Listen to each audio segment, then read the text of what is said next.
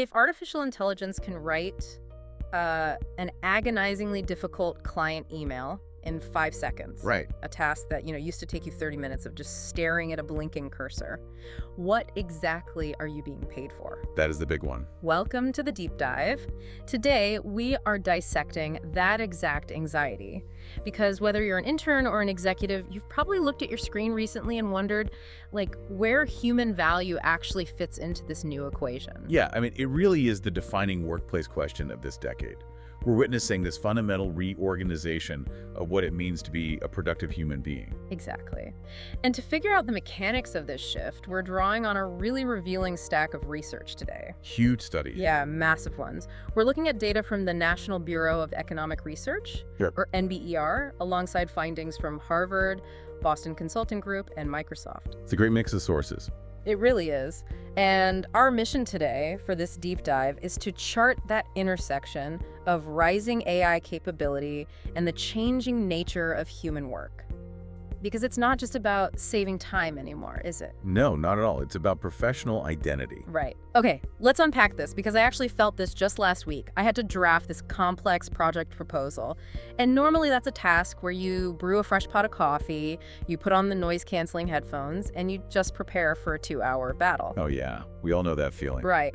But instead, I just fed the parameters into an AI, and it handed me a perfectly formatted, highly structured document almost instantly. And how did that feel? Well, my first thought wasn't, wow, this is great. My first thought was, wait, is my entire skill set just a commodity now? Yeah, and you're articulating the core of the 80-20 problem there. The 80-20 problem. Yeah, so the assumption most people make is that AI acts as a one-to-one replacement for a human. Like a physical robot just rolling into your office and stealing your desk. Which is terrifying. Yeah, totally. Mm. But the reality of automation is that it fractures jobs. It targets specific tasks, right? Not entire titles. Okay, so it's piecemeal. Exactly. It devours the 80% of your day spent on execution. Yeah. Compiling the data, structuring the code, drafting the brief, and it leaves behind this highly concentrated 20%. So it strips away all the mechanical production and leaves what exactly? Like the friction, the human messiness. Pretty much. It leaves the unautomatable edge cases and really the emotional stakes. Take an office manager, for example. Okay. AI can flawlessly schedule 12 competing calendars, process vendor invoices, generate expense reports in seconds. Which is amazing for them. It is. Yeah. But when two coworkers are furiously angry with each other about a desk assignment, or someone is having a personal crisis in the break room, All right. the AI cannot negotiate that emotional fallout. Managing people requires human stakes, empathy, and just creative compromise. That shifts the entire burden of our workday, though. I mean, if the machine handles all the clean, predictable execution, does this mean the only secure jobs are the ones where we put out interpersonal fires? It's a valid fear. Because frankly, moving from cognitive execution to just constant emotional triage, that sounds exhausting. It is a different kind of exhaustion, certainly. I mean, we are moving from cognitive endurance, like grinding out 10-page proposals, to strategic and emotional endurance. Wow. The whole composition of daily work is just fundamentally changing. Which brings up a terrifying thought for anyone who has been in their field for, a decade or more. Right. I mean, for the listener right now, think about it. You spend years building that cognitive endurance. You learn the shortcuts. You develop that hard-earned intuition for what a good financial model looks like. Yeah, the reps. You put in the reps. Exactly. And now, a new hire fresh out of college can boot up a language model and produce work that is 90% as good as yours, instantly. I've spent 20 years getting good at my job. Does my experience suddenly mean nothing? Well, the data actually validates that exact anxiety.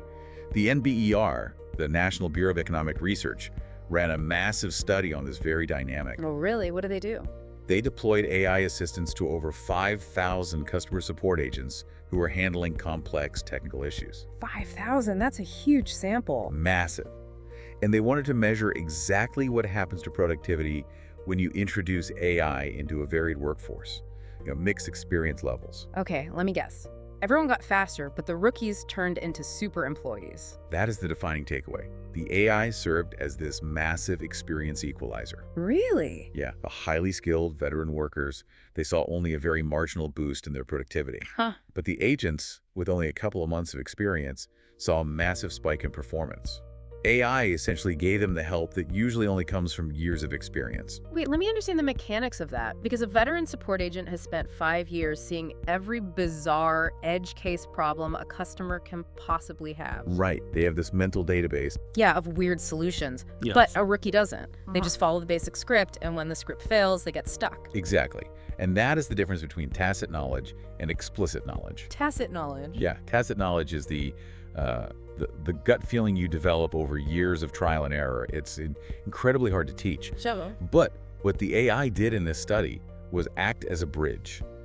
It listened to the customer's problem, scanned thousands of past successful resolutions, and instantly provided the rookie with the tacit knowledge of the veteran. Wow. It basically externalized the veteran's gut feeling. Which is a massive leap. It essentially compressed 5 years of painful learning into like a 5-second prompt. It really did. But why didn't the veterans get a huge boost too? Shouldn't they have become superhuman? Because they already knew the answers. Oh. The AI couldn't teach them anything new, It could only type out their thoughts slightly faster.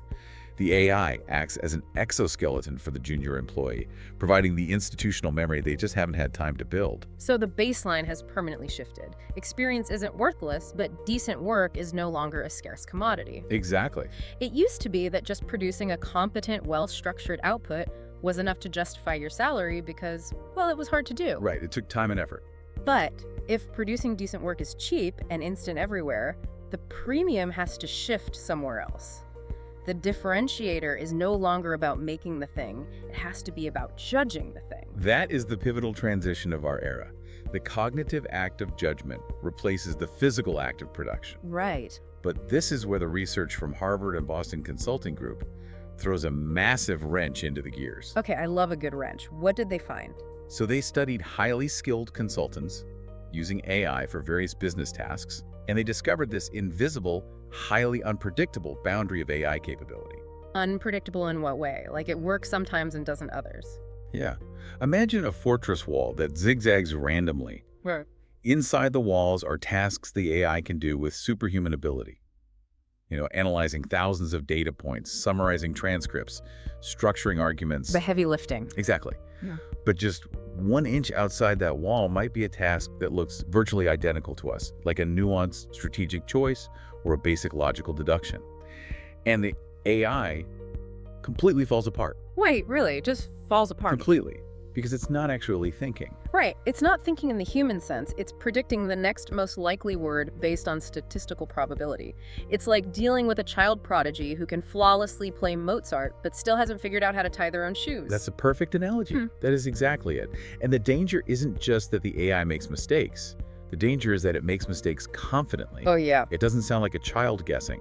It sounds like a tenured professor presenting a beautifully formatted, bulleted list of absolute facts. And that is a huge psychological trap for us.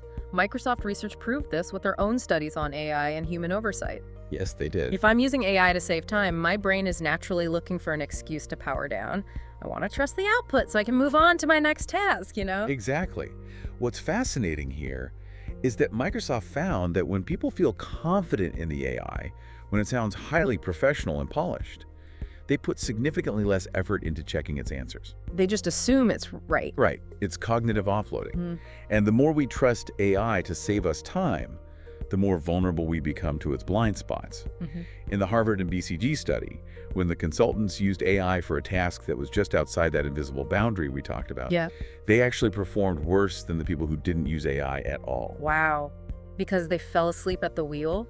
They surrendered their judgment? Yes. They trusted a hallucination because it was formatted nicely in a corporate font? They became a rubber stamp. Yeah. So the real skill right now is knowing when a confident answer is actually wrong. Which completely upends the idea that experience is dead.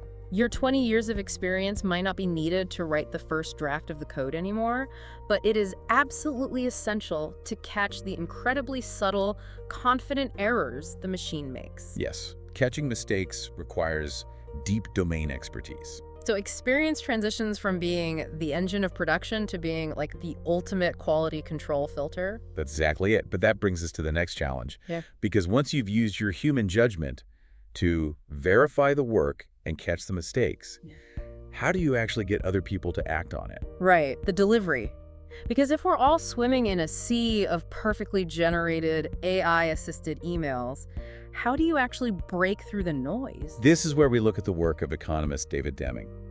He's mapped out the rising premium on social skills in the workplace. Okay. Over the last few decades, the jobs that have seen the highest wage growth are those that require a combination of high technical skill and high social soft skills. So it's no longer enough to just be the brilliant coder in the basement. Not when the basement is full of AI tools that can also code, no. Fair point. The true value lies in the translation layer, taking the technical output and negotiating it through the messy reality of human organizations. Because organizations are just networks of human beings. Exactly. And friction in that network is solved by soft skills. Let me give you a tale of two managers to describe this. Okay, let's hear it. Imagine two different managers. They're both running teams that are completely burned out. It's Friday afternoon, morale is in the basement. We've all been there. Right. They both boot up their AI and ask it to draft a highly empathetic, encouraging end-of-week email to their respective teams. The AI spits out identical, beautifully written messages, perfect grammar, exactly the right tone of supportive leadership. Okay, so they both hit send. Yep. Manager A gets replies from the team saying, "Thanks, really needed to hear this, feeling much better about next week." Nice. But Manager B hears absolute crickets, maybe even a few eye rolls. Even though it was the exact same words. Same exact words. Why? Because employees trust the first manager. The difference is the human context. Oh, wow. That is a paradox right there. AI can generate the perfect words, but words are only a fraction of communication. Precisely. Trust is not a computable currency. Right. The AI can generate the tokens of empathy, the words, but trust comes from shared history. Manager A had that history. You know, going to bat for the team in difficult meetings, mutual vulnerability. Manager B didn't. You cannot automate the relationship, the context, and the responsibility that gives those words weight. The AI can write the email perfectly, but it cannot stand behind the email. Exactly. The responsibility remains yours. Yeah. Which leads us to a really tough dilemma regarding skill development. The why learn dilemma. Yeah. Yes. This is the existential dread for anyone trying to keep their skills sharp. I mean, if the machine can do the heavy lifting, if it can draft the email, write the code, summarize the meeting, why should anyone bother learning the basic skills of their profession anymore? It's a tempting thought. Honestly, part of me would love to just outsource all the boring stuff forever and never look back. I get it. But there is a very real danger of total outsourcing. Think about commercial airline pilots. Okay. As autopilot systems became incredibly advanced, the aviation industry noticed a degradation in manual flying skills. When the automation failed or encountered a strange weather pattern, the pilots sometimes struggled to take over because their foundational muscles had atrophied. Oh, geez. So if I outsource all my basic thinking to the machine, I lose my baseline. I become the pilot who doesn't know how to fly the plane when the screen goes dark. Exactly. It's the paradox of automation. If you don't know the basics, you have no framework to judge if the AI's output is correct. Right. If you've never struggled through formatting a complex data set manually, you won't have the mental scaffolding to realize the AI just confidently inverted two crucial columns. You have to maintain enough baseline knowledge to supervise the machine. Otherwise, you stop being a supervisor and you become like a human shield for algorithmic mistakes. That's beautifully put. And if we connect this to the bigger picture, the deepest skill isn't mastering today's specific AI tool perfectly. Because it'll change tomorrow. Right. It's learning how to adapt your baseline knowledge when the next tool arrives. Future adaptability is the real skill. Okay, so let's translate all of this theory into a practical action plan. Sure. Let's bring this down to earth for the listener. Suppose it's Monday morning, you're sitting at your desk, coffee in hand, looking at your calendar. Based on everything we've unpacked today, what should the listener actually do differently when they sit down to work? I recommend a really simple Monday morning protocol. It's a framework of 3 questions. Okay, what's the first one? First, ask yourself, what should I let AI do? The delegation bucket. Exactly. This is the repetitive work, the summaries, the first drafts. Let the machine do the high volume, low stakes execution. Let it get you from 0 to 60. Okay, so the machine is churning out the raw material. What's the second question? Second, what should I decide myself? The judgment bucket. Right? Important decisions, overarching goals, final judgment. You never outsource the final stakes. The AI can suggest 3 different ways to respond to a frustrated client, but you must be the one to choose the path based on human context. Got it. So we have delegation and we have judgment. What's the third question? Third, what should I still learn myself? You need to keep enough basics to understand the work and spot the machine's errors. You might let it write the code, but you still need to study the architecture. Keep your hands dirty. I really love that third role. It's crucial. Because if I know absolutely nothing about the subject, I'm not collaborating with the machine, I'm just blindly surrendering to it. I'm letting a probability model dictate my professional reality. Which is the fastest route to becoming entirely replaceable. Totally. So bringing this all together, the ultimate goal isn't to fiercely compete with AI at doing tasks faster. No, you'll lose that race. Right. Instead, we use AI where it shines and reserve human judgment for where it matters. Exactly. It's about synergy. And yes, I am still going to manually check that tricky client email before hitting send, just in case. Always a good idea. So if AI keeps getting better at doing things for us, human value fundamentally shifts. It does. As AI gets better at doing things, knowing what is worth doing in the first place becomes our most valuable asset. Wow. Okay, I want to leave you, the listener, with something to mull over that builds on this whole discussion. Let's hear it. If our primary role is shifting from producing work to deciding what's worth doing, how will we evaluate human productivity in the future? That's the million-dollar question. Right. 5 years from now, will your boss measure you by the answers you generate or entirely by the quality of the questions you ask the machine? Something to think about. Thanks for joining us on this deep dive. We'll catch you next time.